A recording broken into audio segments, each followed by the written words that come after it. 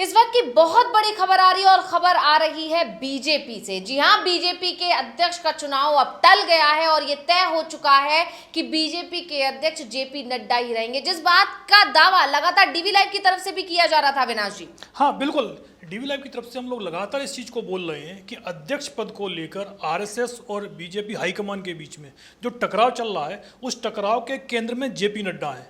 संघ चाहता है कि जेपी नड्डा को हटाया जाए और दूसरी तरफ बीजेपी हाईकमान यानी कि मोदी और शाह ये चाहते हैं कि जेपी नड्डा ही अध्यक्ष बने रहें। और इसको लेकर लगातार, क्योंकि अक्टूबर से चुनाव की प्रक्रिया शुरू हो चुकी है और अक्टूबर से लेकर अप्रैल आ गया है, हर बार एक नई तारीख आती है और तारीख निकल जाती है, उसके बाद एक नई तारीख फिर आ जाती है। और अब तो चुनाव प्रक्रिया को पूरी तरीके से ही रोक दिया गया है। और अब ये चुनाव प्रक्रिया कब से शुरू होगी, क्योंकि पहले ये कहा जा रहा था कि अप्रैल में बीजेपी को नया अध्यक्ष मिल जाएगा, लेकिन अप्रैल तो पूरा निकल ही गया है, लगभग 2 दिन बचे हुए हैं। अब ये कहा जा रहा है कि मई में भी बीजेपी को अध्यक्ष नहीं मिलेगा। यहाँ तक ये अब तो सीधा सीधा ये कह दिया गया, जो बीजेपी की उच्च स्तरीय कमेटी है उसने ये बोल दिया है कि अभी हम चुनाव प्रक्रिया को रोक रहे हैं, यानी कि आगे भी कब भी अध्यक्ष पद बीजेपी को अध्यक्ष नया मिलेगा, इस पर सवाल खड़े हो गए हैं। और साफ साफ ये कहा गया है कि जेपी नड्डा ही बीजेपी के अध्यक्ष बने रहेंगे। जबकि जेपी नड्डा को लेकर बीजेपी और आरएसएस के बीच लगातार तनातनी बनी हुई है। आपको याद होगा, लोकसभा 2024 चुनाव के दौरान बीजेपी के अध्यक्ष जेपी नड्डा ने संघ को लेकर एक विवादित बयान दे दिया था। उन्होंने साफ साफ कहा था कि अब बीजेपी को संघ की जरूरत नहीं है, संघ अपने और काम देखे। और इस बयान ने संघ और बीजेपी के बीच दूरियां बढ़ा दी थी। संघ की नाराजगी इस बात पर भी थी कि जेपी नड्डा ने जो बयान दिया है, इस पर बीजेपी आलाकमान यानी मोदी और शाह की तरफ से कोई टिप्पणी क्यों नहीं आई, क्यों उन्होंने इस बयान को खारिज नहीं किया, क्यों उन्होंने जेपी नड्डा के खिलाफ कोई एक्शन नहीं दिया। यानी उनकी जो चुप्पी थी उसे उनका समर्थन मान लिया गया। यानी संघ ने यह मान लिया कि जो भी जेपी नड्डा ने कहा है वो बीजेपी आलाकमान के इशारे पर ही कहा है। ऐसे में संघ लगातार जेपी नड्डा के खिलाफ रहा और इसका असर ये हुआ कि लोकसभा चुनाव के नतीजे जब आए तो बीजेपी को करारा झटका लगा, क्योंकि बीजेपी अकेले के दम पर बहुमत हासिल इस बार चुनाव में नहीं कर पाई, जबकि बीजेपी तो 400 पार के सपने देख रही थी। इसके बाद बीजेपी समझ गई कि बिना संघ के उसका गुजारा नहीं हो सकता और इसीलिए संघ को मनाने की कोशिश की, लेकिन संघ अपनी मांग पर लगातार अड़ा रहा। संघ ये बात लगातार दोहराता रहा कि अगर हमारा समर्थन चाहिए तो अध्यक्ष हमारे पसंद का होना चाहिए। और इसी के चलते लगातार चुनाव प्रक्रिया स्लो पर स्लो कराई गई बीजेपी की तरफ से। संघ की तरफ से बार बार अल्टीमेटम दिया गया। पहले ये माना जा रहा था कि जनवरी में चुनाव होंगे। जब 2024 के अगस्त में चुनाव प्रक्रिया शुरू हुई थी, तब ये माना जा रहा था कि जनवरी में बीजेपी के अध्यक्ष पद के चुनाव होंगे, लेकिन जनवरी में भी चुनाव नहीं हुए।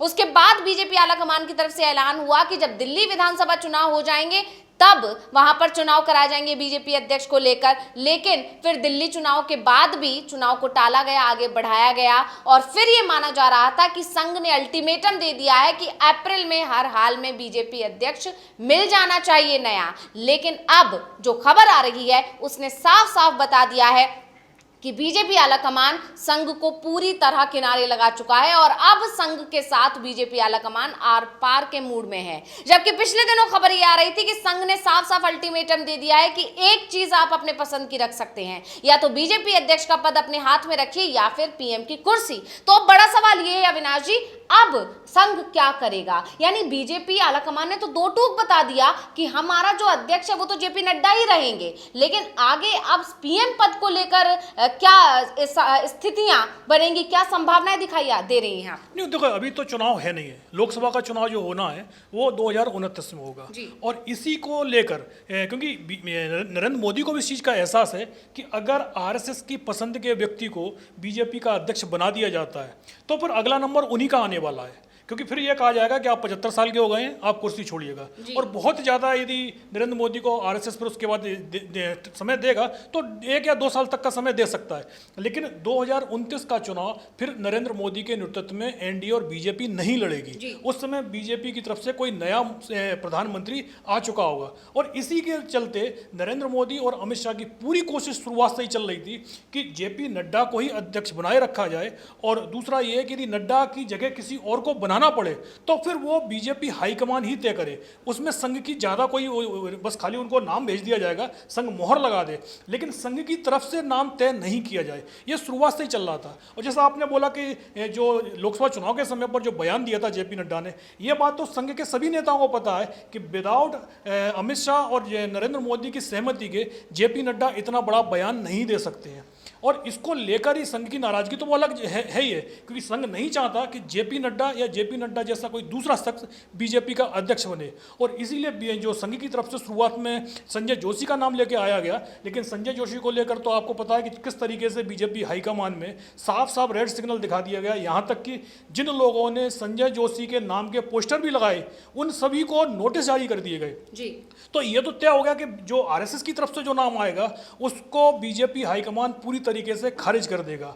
और इसी के चलते, क्योंकि ना तो आरएसएस का नाम बीजेपी हाईकमान मानने को तैयार है और ना ही बीजेपी हाईकमान की तरफ से जो नाम दिया जा रहा है उसको संघ स्वीकार कर रहा है। और इसी के चलते जेपी नड्डा के नाम पर अब मोदी और शाह भी अड़ गए हैं और उन्होंने साफ कर दिया है कि जेपी नड्डा ही हमारे अध्यक्ष रहेंगे। और जहां तक चुनाव प्रक्रिया की बात है कि जब तक आरएसएस अपनी तरफ से इसको सहमति नहीं देता है तब तक के लिए चुनाव प्रक्रिया भी टाल दी गई है। जी बिल्कुल, जैसे कि हम लगातार कह ही रहे हैं अविनाश जी की डीवी लाइव लगातार ये दावा कर रहा था कि चुनाव प्रक्रिया को इसीलिए इतना स्लो किया जा रहा है जिससे कि आखिर में जेपी नड्डा को ही अध्यक्ष चुना जा सके।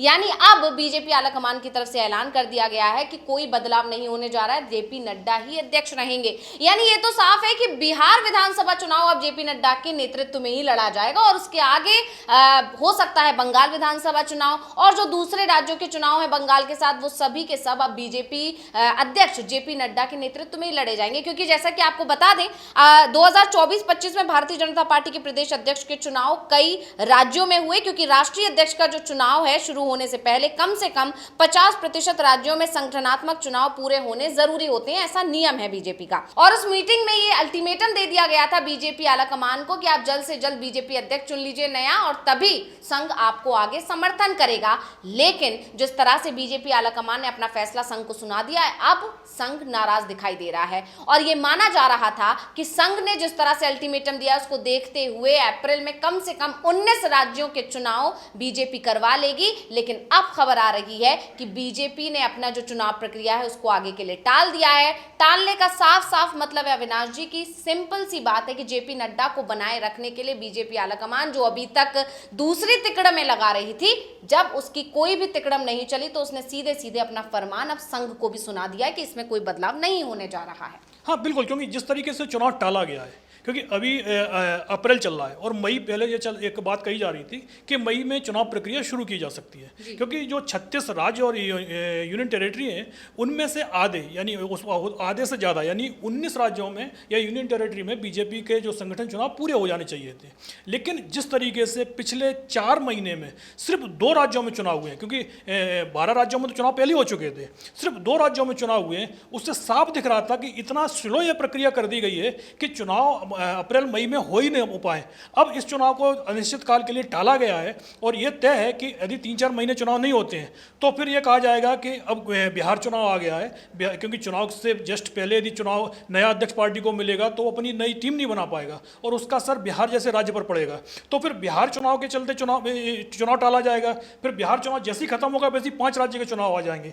यानी ये तय हो गया है कि अब ये अगले 1 साल तक जेपी नड्डा कहीं नहीं जा रहे हैं, जेपी नड्डा ही बीजेपी के अध्यक्ष बने रहेंगे। और अगर आरएसएस की तरफ से जिस तरीके का दबाव चल रहा है, अगर वो दबाव बना रहा तो जेपी नड्डा का कार्यकाल जिस तरीके से उनको लगातार एक्सटेंशन पर एक्सटेंशन दिए जा रहे हैं उस तरीके से, क्योंकि 2023 में जेपी नड्डा का कार्यकाल खत्म हो चुका है, 3 साल के लिए बीजेपी का नया अध्यक्ष बनता है और उसके बाद 2 साल से ज्यादा का कार्यकाल जेपी नड्डा सिर्फ एक्सटेंशन पर निकाल चुके हैं। और जिस तरीके से अब चुनाव प्रक्रिया टाली गई है उनका 1 साल और बढ़ जाएगा, यानी एक्सटेंशन पर ही उन्होंने बीजेपी अध्यक्ष का एक कार्यकाल पूरा कर लिया है।